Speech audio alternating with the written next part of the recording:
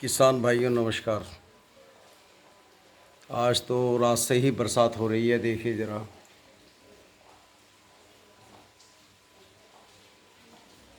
और ऐसे में कहीं जाया भी नहीं जाता, तो मैंने सोचा दो बातें आपसे ऐसे ही कर लूँ।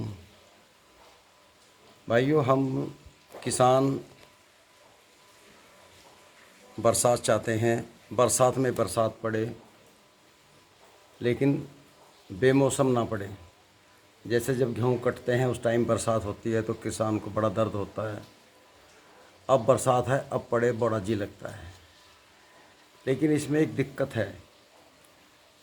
हम पश्चिमी उत्तर प्रदेश के किसान ज़्यादातर गन्ने की खेती करते हैं। और भाइयों, जब बरसात आती है तो ये डर रहता है आज हवा तेज़ ना चल जाए, क्योंकि हमारा गन्ना ना गिर जाए। तो इस डर के कारण किसान जीता है, क्योंकि जब हवा तेज़ चलती है तो छोटा बड़ा गन्ना सभी लौट जाता है।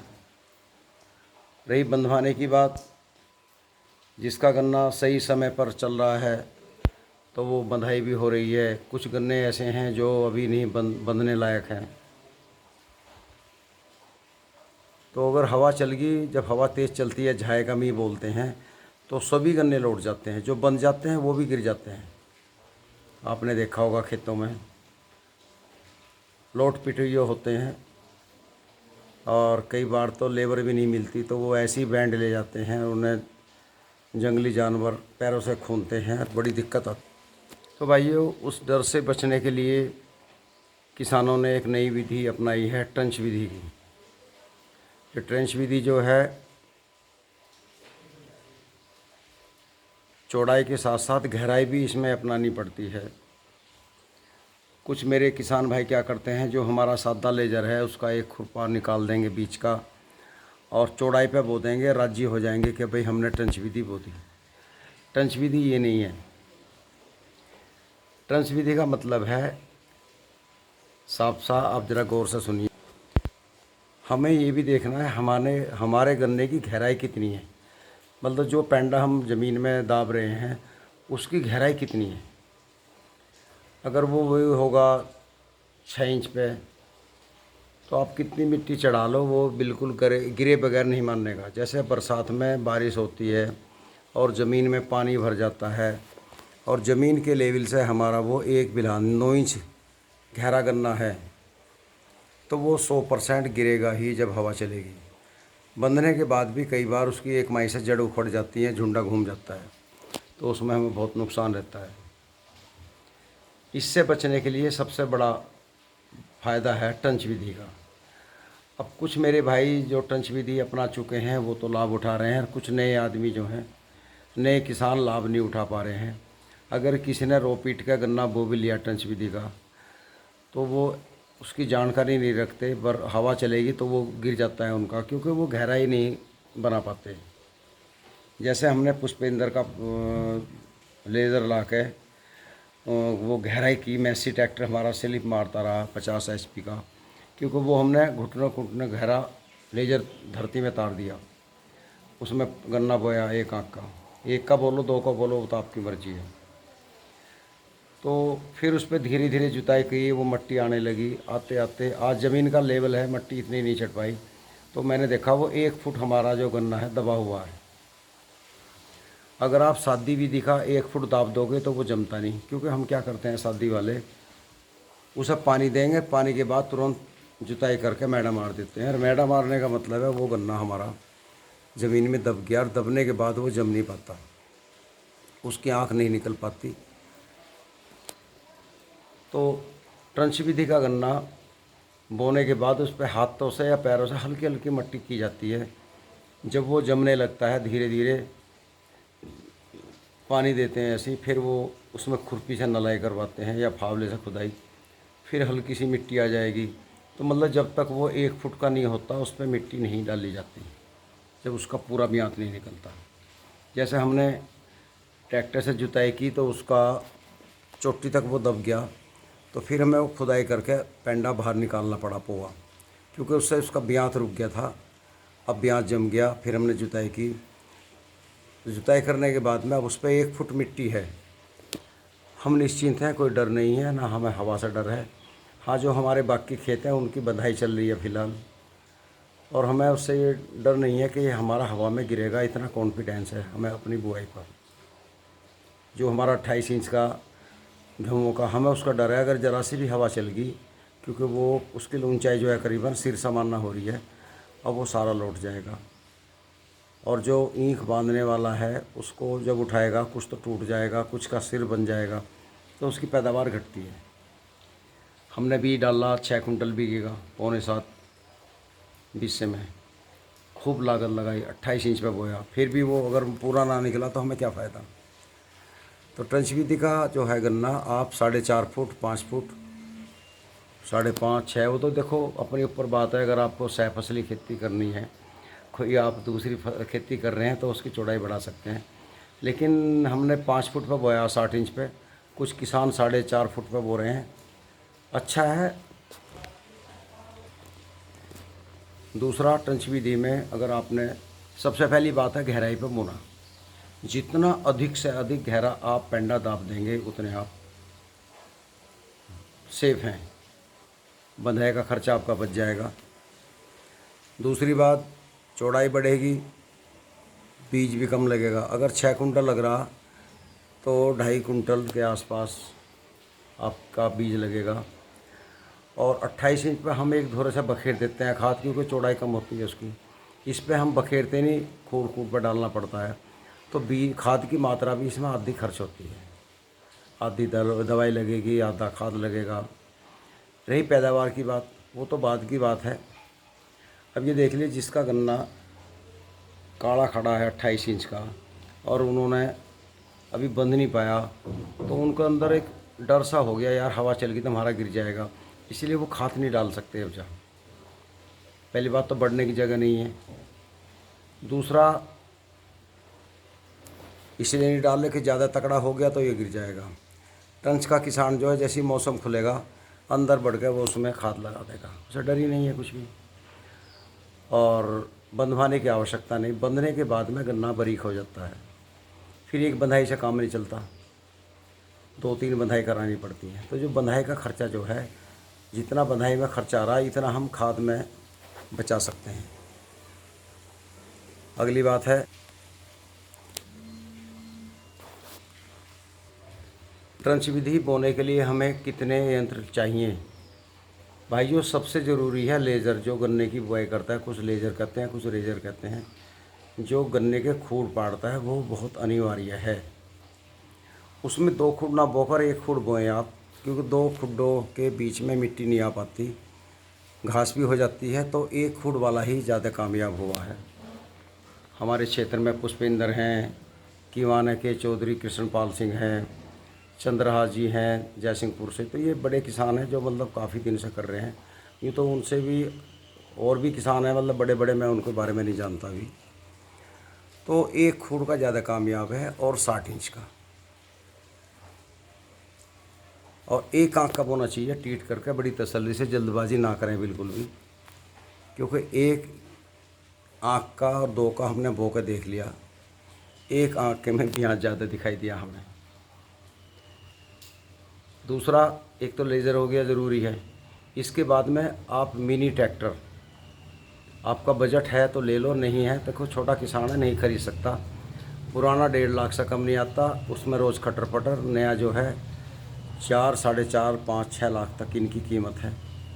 फिर उसके साथ में बहुत सामान चाहिए, तो इसलिए आप पावर टीलर ले सकते हैं, जैसे किर्लोस्कर का है, कुछ पेट्रोल के हैं, जरा होंडा वगैरह के हैं, जो अच्छी कंपनी का लो, लोकल ना लो, उससे आप अपना काम चला सकते हो जिस तरह हमने चलाया है। पावर टीलर से एक फ़ायदा और है, आप गन्ना बोइए, धोरे पे भी खुड बो दीजिए, बीच में सिर्फ जितनी खुड्डों की चौड़ाई है इतनी चौड़ाई वहाँ बीच में रखिए, तो वो आराम से घूमता रहेगा। और जितनी बार जुताई करेंगे वो उसकी मिट्टी भी चढ़ती रहेगी, क्योंकि उसमें है वो जुगाड़ मिट्टी चढ़ाने का। ना उसमें टीलर की आवश्यकता, ना किसी और चीज़ की, खाली पावर टीलर में वो जो डाला सा बदलते हैं ना मिट्टी चढ़ाने का, वो लेना आपको, और वो काम करता रहेगा। रही मेंटेनेंस की बात, भैया मेंटेनेंस तो हमारा भी है, खांसी जुकाम हमारे भी हो जाएगी। अभी किसी किसान ने कहा कि किर्लोस्कर वाले का किलिश ख़राब हो गया, अरे होवेगा, क्यों नहीं होगा। ये तो बड़े ट्रैक्टर के ख़राब हो जाए तो मेंटेनेंस तो है। अगर खेती करनी है तो देखो कुछ करना पड़ेगा। छोटा लेंगे 4x4, उसमें भी सर्विस करवानी पड़ेगी, तो इससे ना डरो। एक पेट्रोल के भी आते हैं, उनके बारे में मुझे थोड़ी जानकारी कम है। दूसरा, कुछ मेरे भाई क्या करते हैं, बड़े ट्रैक्टर से बहुत जल्दी मिट्टी चढ़ा देते हैं कि आगे वो इसमें ट्रैक्टर नहीं बढ़ेगा, तो उससे क्या है, उसका ब्यात रुक जाता है, वो दब जाता है, निकल नहीं पाता। इसलिए गहराई से बोएं, 1 या 2 बार नड़ाई कराएं उसकी, फिर धीरे धीरे बड़े ट्रैक्टर से जुताई कर सकते हैं। पावर टीलर है तो अच्छा है, नहीं है तो बड़े ट्रैक्टर से, टीलर से या किसी यंत्र से जब तक वो खोड़ के ऊपर चल जाए जुताई कर लें। उसके बाद में पावर टीलर की ज़रूर आवश्यकता पड़ेगी।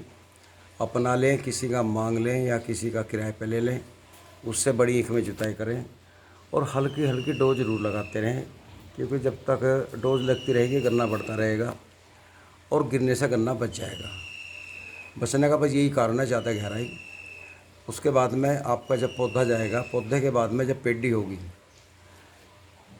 पेडी को भी अगर आप ऊपर से नहीं जुताई करेंगे, कटिंग करेंगे, एक वो आता है बरमसा रूट मास्टर, पता नहीं क्या बोलते हैं उसको, मैं नाम भूल जाता हूँ उसका। कुछ किसानों ने तो रूटावेटर भी चलाया ऊपर, उससे भी वही काम होता है और बहुत अच्छी पेडी का फुटाव होता है, क्योंकि एक एक बिल्हान वो काटनी पड़ती है ऊपर से उसकी मेड़, और उसे काटने से क्या है, फिर वो दोबारा जुताई होगी, फिर दोबारा मिट्टी चढ़ेगी, तो वो मिट्टी में दब जाएगा गन्ना, पेडी भी नहीं गिरेगी।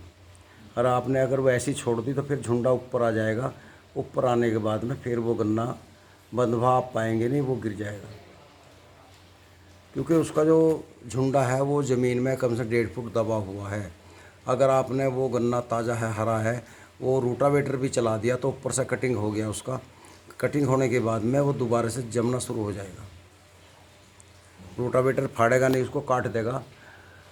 और नहीं तो जो उसके ऊपर का यंत्र है एक, वो ले सकते हैं, बड़े ट्रैक्टर से चल जाएगा, उसकी आप जुताई कर सकते हैं। पेडी भी आपकी मजबूत भरोसे की होगी। कुछ किसान तो बता रहे कि हमने कई बार पेड़ की पेडी रख ली, अब तक कोई दिक्कत नहीं आई। क्योंकि पेडी का झुंडा जब बड़ा हो जाना तकड़ा, तो वो ख़त्म नहीं होता, वो बार बार मोलता रहता है। तो भाइयों, टंच के ये फ़ायदे हैं। सादी आपने पौधा बो लिया, सादा गन्ना 28-30 इंच का, वो गन्ना बंधा हुआ होगे, बंधने के बाद भी वो गिर गया, मील पे जाने के टाइम में आप डोज लगा रहे हो या खेत में ताकत ज़्यादा है, कुछ किसान उसे 6-6, 7-7 बार बंधवा देते हैं गन्ने को, और वो फिर भी 105 कुंटल का गया, 100 पे पहुंचा, तो क्या फ़ायदा रहा। क्योंकि उसकी बंधाई इतनी होगी, उसका खर्चा इतना बढ़ गया, 3, 3.5, 4 हज़ार रुपये प्रति बीघा आपने खर्चा लगा दिया, इतने का गन्ना भी नहीं निकल पाया, तो वो अकलमंदी नहीं है। गन्ने की फसल बंधनी नहीं चाहिए बिल्कुल भी, और बंधने से बचाने का एक ही तरीका है, ट्रंच विधि अपनाना, और वो भी गहराई वाले लेज़र से। तो भाइयों, आज की वीडियो में इतना ही बताऊंगा, बाकी अगली वीडियो में बात करेंगे। आप समझ गए होंगे, ट्रंच चौड़ाई अपनाने से नहीं मानी जाती, ट्रंच का मतलब है उसे गहराई भी होनी चाहिए लेज़र की। अगर उसका पेंडा 1 फुट गहरा ज़मीन में बोया जा रहा है, तो फिर मिट्टी चढ़ाएंगे 6 इंच, बाद में मिट्टी आ जाएगी तो वो 1.5 फुट दब जाएगा, तो वो बिल्कुल नहीं गिरेगा। आप उसको हिलाएंगे भी तो वो टूट जाएगा। जैसा बिजली का खंभा 5 फुट गहराई में दाबना पड़ता है, तभी वो नहीं गिरता। अगर गिरता भी है तो टूट जाएगा वो, क्योंकि मिट्टी उसे पकड़ लेती है। ऐसे ही गन्ने का हिसाब है ट्रंच विधि का, जब वो ज़्यादा दब जाएगा तो वो टूट जाएगा, झुकेगा नहीं। तो भाई, आज की वीडियो में इतना काफ़ी, आपको अच्छा लगा होगा। नमस्कार। हाँ, एक बात रह गई थी, खाद की बात है। खाद के बारे में तो मेरे ख्याल में किसान सभी जानते हैं।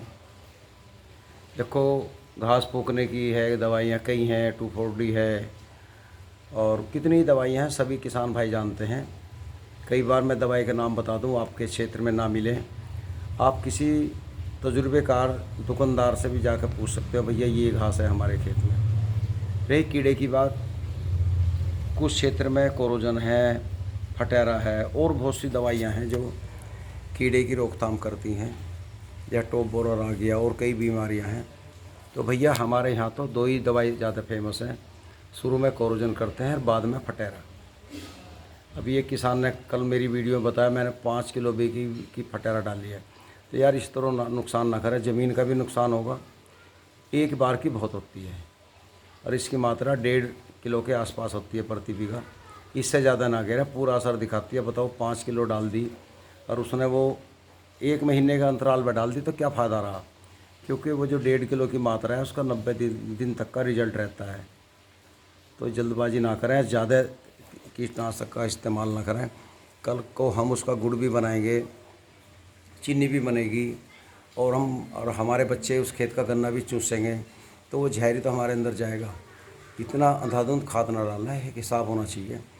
पैदावार धीरे धीरे बढ़ेगी, ये नहीं होता कि आप अंधाधुंध रासायनिक खाद वगैरह इस्तेमाल करें। मैं तो ये कहता हूँ कूड़ी का खाद अगर आपके पास नहीं है, बहुत सी डेयरियाँ हैं, आप उनसे संपर्क कर लें, कूड़ी का खाद लाओ। आपके पास ट्रैक्टर ट्रॉली है, हफ्ते में अगर आप 1 ट्रॉली भी ले आएँ, भले ही 10 किलोमीटर दूर से ला रहे हैं, तो साल भर में आप 12 ट्रॉली खाद ले आएंगे। 12 ट्रॉली खाद आपके लिए बहुत है, तो आराम से ले आएँ, कोई बात नहीं। अगर गोबर की खाद आपके खेत में पड़ गई, या उसको इकट्ठा कर लो एक जगह, फिर कुछ मील में मैली मिल जाती है, उसे मिक्स करके डाल दो या खालिश डाल दो।